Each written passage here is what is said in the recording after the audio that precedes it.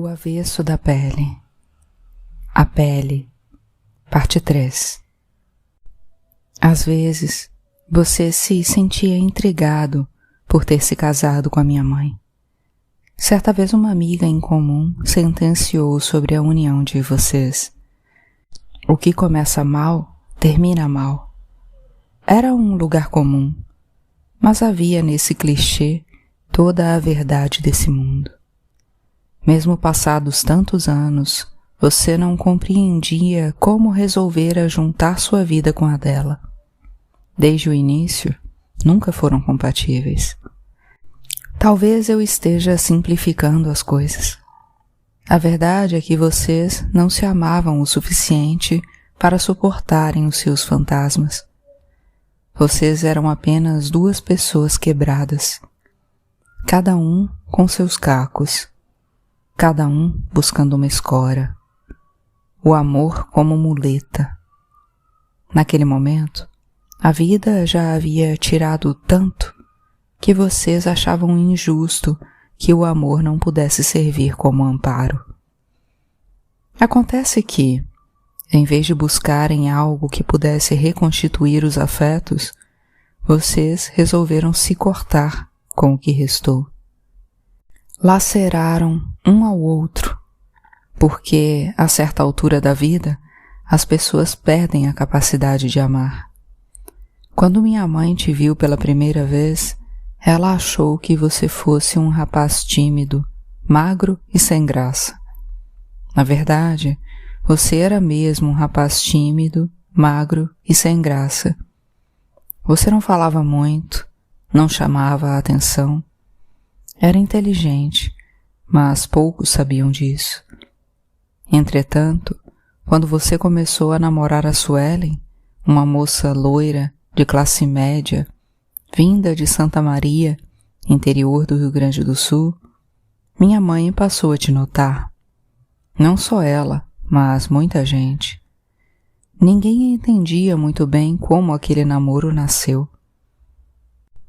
Em pouco tempo, você e a Suelen passaram a ser o assunto dos corredores daquela pequena faculdade particular em Porto Alegre. O centro das atenções. E por um único e simples motivo. Você era negro e ela era branca. Não que outros casais iguais a vocês, em meados da década de 1990, já não existissem. Mas ainda assim, vocês chamavam a atenção. Alguns comentários racistas nunca chegaram diretamente a você, mas eles aconteciam à sua revelia. Na verdade, Suelen foi a segunda namorada branca que você teve. Então, de certo modo, você já sabia lidar com essa situação, porque antes da Suelen, você teve a Juliana, uma moça ruiva, de 19 anos, moradora de Gravataí. Vocês se conheceram numa festa, como aquelas a que você e seu amigo Juarez costumavam ir. Foi com Juliana que você começou a desconfiar da sua situação como homem negro no sul do país. Foi caminhando de mãos dadas com ela, pela Rua da Praia, no centro de Porto Alegre, que você começou a notar os olhares, às vezes acompanhados de piadas racistas. Vendedores ambulantes dizendo, na boca pequena, que ela só poderia estar com você por dinheiro, pois uma branquinha daquelas com um neguinho desses, hahaha, não podia ser. Entretanto, no começo, você e a Juliana não falavam sobre isso, pois esse assunto ainda não importava. Vocês até chegaram a achar que o racismo não tinha nada a ver com o amor. O afeto transcende a cor da pele, vocês pensavam.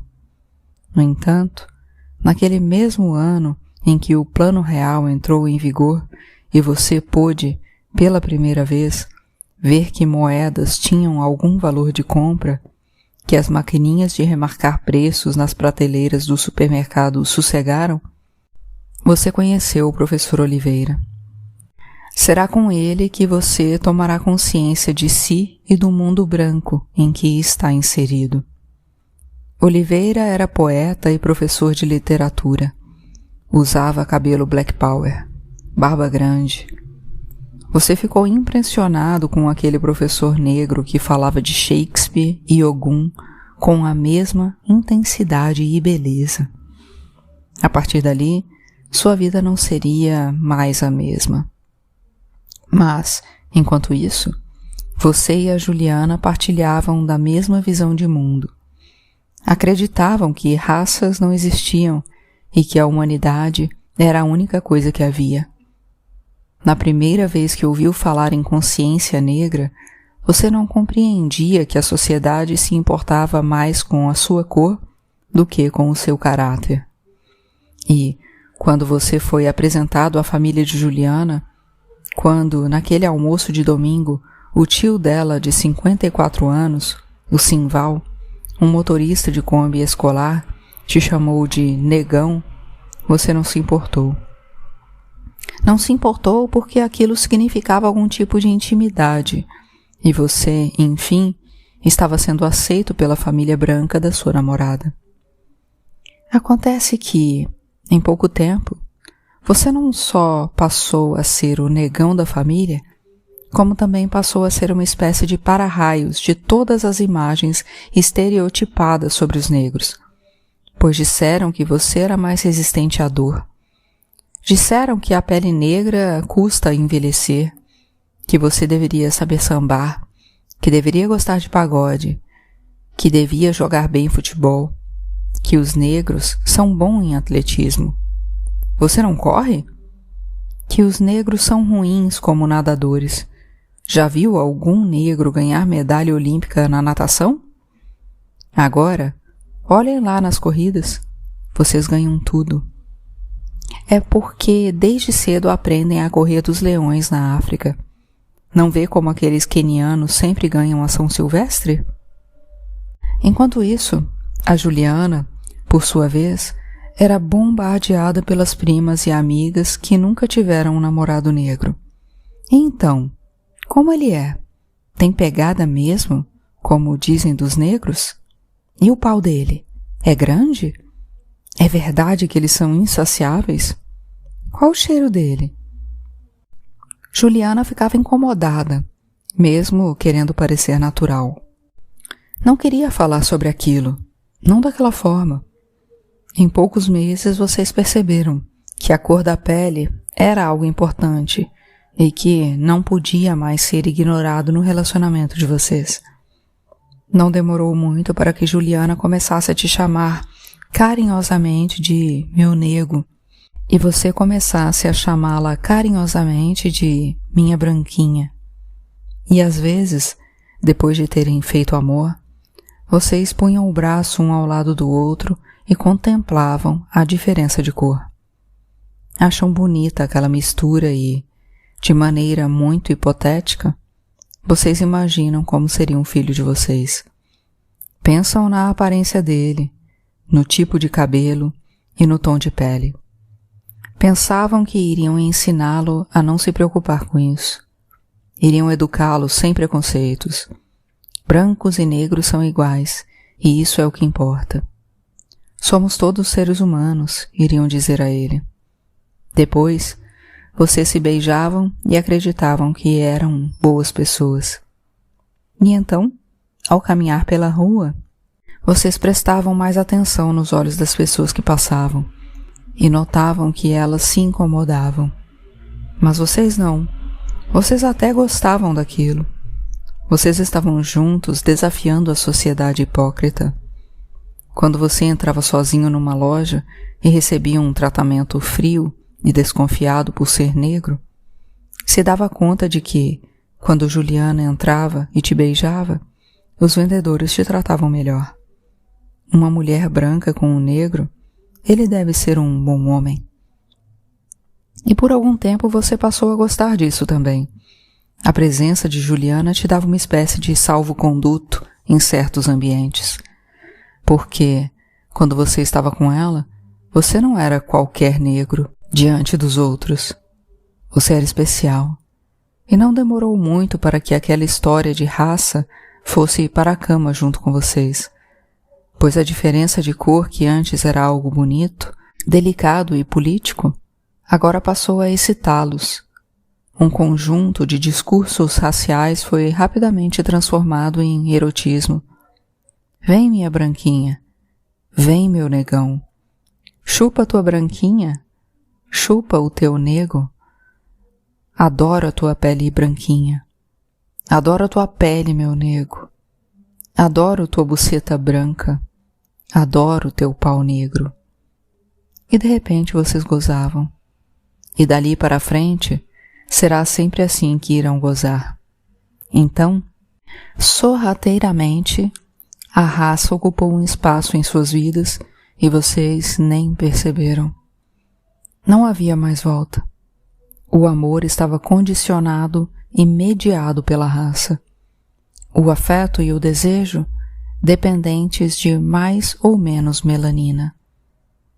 Em seguida, o namoro de vocês evoluiu para uma aliança de compromisso. Assim, os almoços na casa da avó de Juliana com os tios e primos dela começaram a ficar ainda mais frequentes. A intimidade com o negão da família aumentou. As piadas sobre negros agora eram contadas sem nenhum pudor.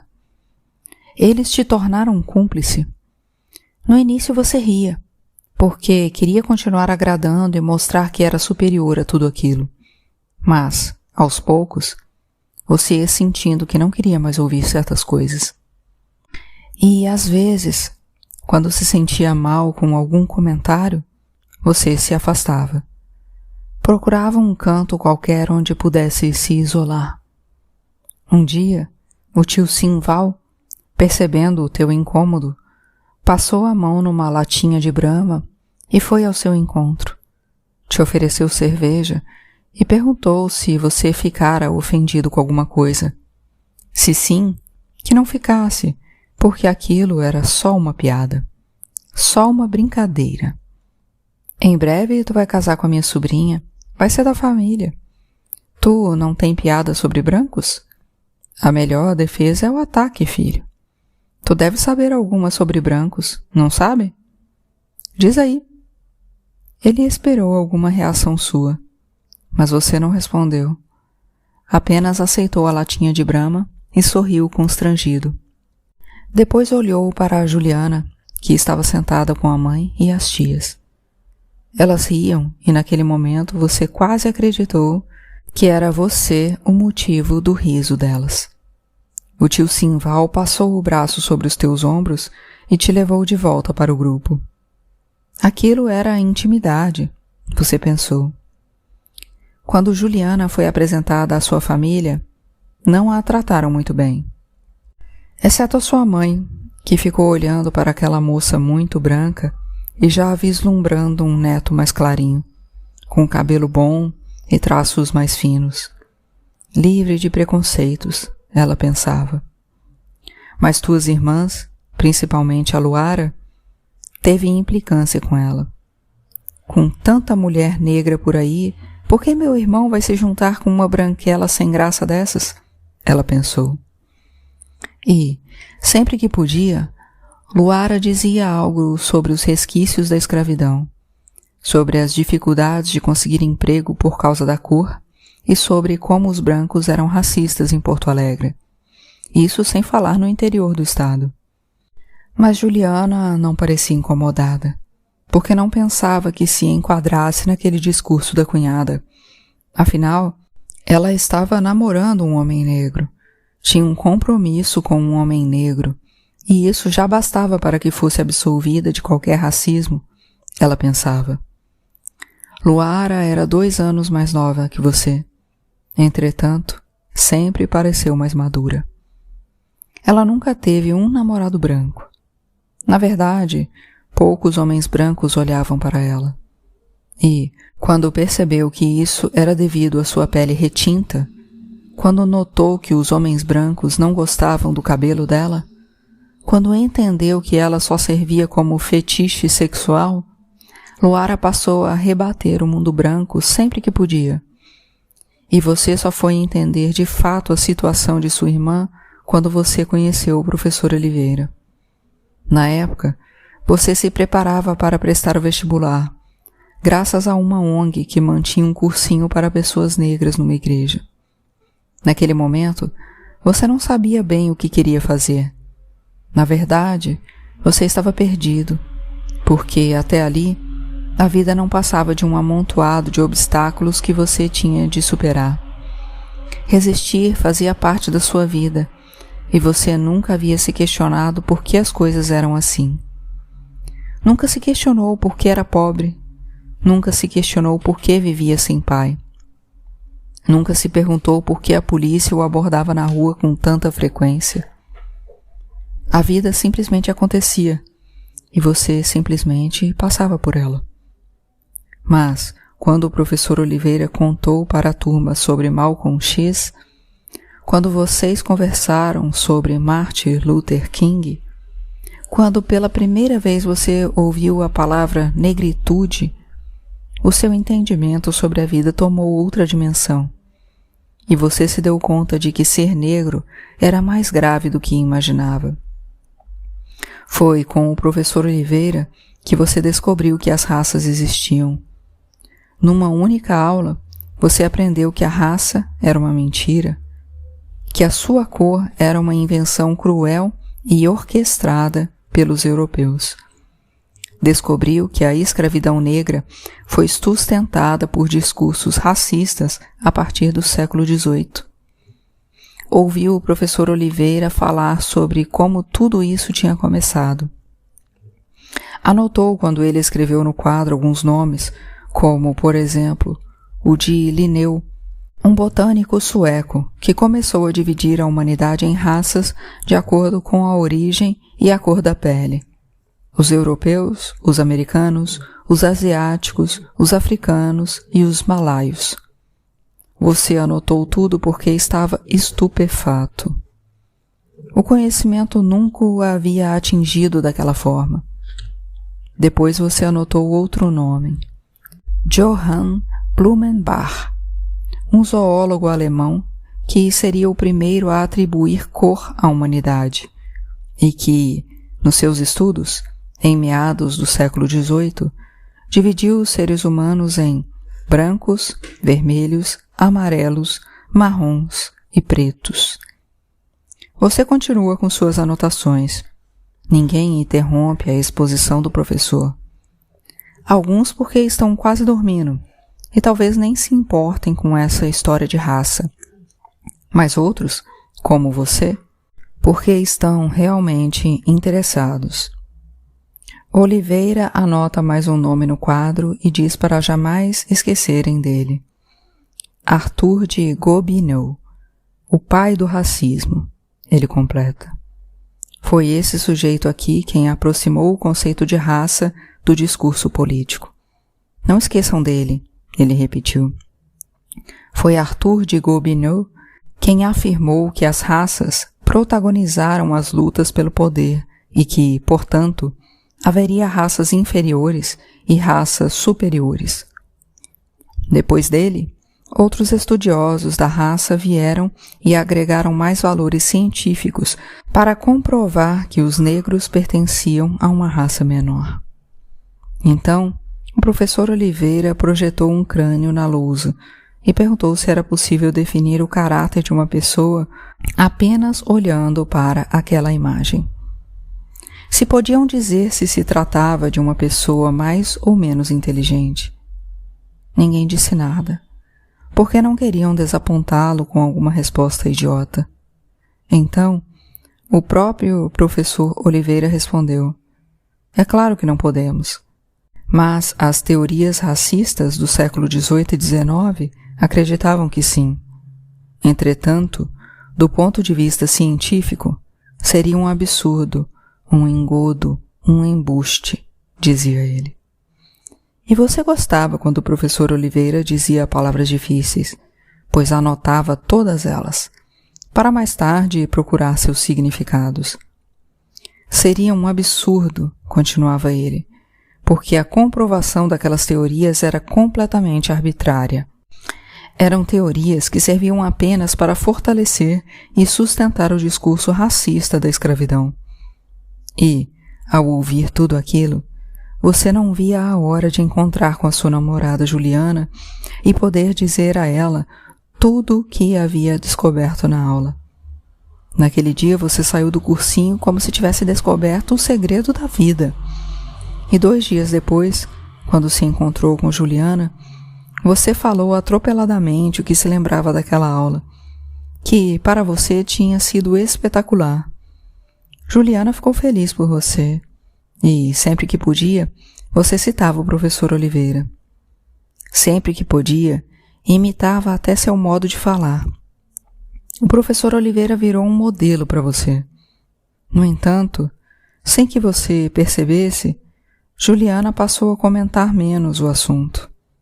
Na verdade, passadas algumas semanas, ela começou a ficar incomodada com toda aquela história de raça, preconceito e negritude. Por vezes, ela chegou a pensar que o professor Oliveira não passava de um fanático e que você estava indo para o mesmo caminho. Mas ela não te disse nada de início, porque não tinha coragem e não queria te magoar. Então, sempre que podia, Juliana mudava repentinamente de assunto. Além disso, os almoços de domingo na casa da avó dela tornaram-se cada vez mais difíceis para você. Não que os parentes de Juliana tivessem aumentado as piadas e comentários racistas que faziam, mas é que agora você ia começar a ter um pouco mais de consciência. Então, certo dia, ao saírem dali, você disse a Juliana que preferia parar de ir àqueles almoços.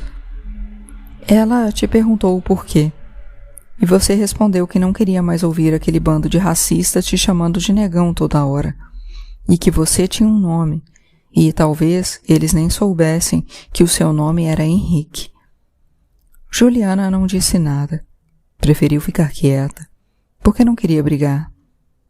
Ela estava magoada com o que você tinha dito dos tios. Eles não são racistas, só não estudaram o que você estudou. Mas, quando vocês estavam no ônibus, voltando para Porto Alegre, Juliana disse que estava triste com seu jeito, que você tinha mudado e que já não sabia brincar. Agora você levava tudo muito a sério. Agora para você tudo era racismo. Você não era assim. Será que não podemos ser como antes? Ao escutar aquilo, você não sabia muito bem como reagir. Você estava com raiva. Não acreditava no que estava ouvindo. Queria ser ponderado, mas você tinha apenas 19 anos e não sabia ser ponderado. Vocês chegaram ao interior do labirinto afetivo, o mesmo que você enfrentará toda vez que se relacionar com mulheres brancas. Antes de descer do ônibus, você a chamou de egoísta. Disse que ela não estava nem um pouco preocupada com você e com o jeito que os parentes dela o tratavam. Juliana tentava ser ponderada e até carinhosa. Ela te chamou de meu nego. Num rompante, você a proibiu de chamá-lo assim. Não sou teu negro, não sou teu preto. Meu nome é Henrique. Juliana pediu para você não gritar. Disse que não precisava fazer escândalo. Acontece que você já não se importava com o que iam pensar de vocês. Então, Juliana começou a chorar e você desistiu de descer do ônibus. Você sentia raiva porque não queria que ela chorasse. Vocês não deveriam brigar por causa daquilo. Você é um grosso, ela disse. Bem que me falaram que você só pensa em si mesmo. Você é que é um egoísta aqui. Você acha que só você é quem sofre com isso? Você acha que não me magoa quando as pessoas perguntam por que estou contigo? E você disse, a diferença é que você pode escolher ter um problema como eu. Não posso arrancar minha pele preta. Você contou para as suas amigas como é ter um namorado negro? Já contou como foi a sua transa com um cara negro? Juliana disse que ia embora, que aquilo já era demais, que não precisava escutar mais nada. Ela apertou a campainha para descer. você seguiu sozinho no ônibus. Após esse episódio, não demorou muito para que o namoro fosse por água abaixo. Dias depois, ela te ligou e disse que não deveriam mais se ver. E então, você a chamou novamente de egoísta, e ela te chamou de imbecil e preconceituoso que não gostava dos brancos. E bem que os parentes dela tinham razão de não se meterem com gente igual a você. E, em seguida, bateu o telefone na sua cara. Naquele dia, você chorou, porque, apesar de tudo, ainda a amava. E por meses você cogitou ligar e pedir desculpas e reconhecer que talvez você tivesse exagerado, que talvez você tivesse levado aquela história de raça a sério demais. Mas isso não aconteceu. Vocês nunca mais se viram. Então, quando você começou a se relacionar com a Suelen, 2 anos depois, naquela pequena faculdade em Porto Alegre, você já tinha uma certa experiência afetiva com mulheres brancas. Você não cairia novamente nas mesmas armadilhas. No entanto, ao contrário do que acontecia com a Juliana, você não gostava da Suelen. E talvez isso tenha facilitado as coisas com a minha mãe.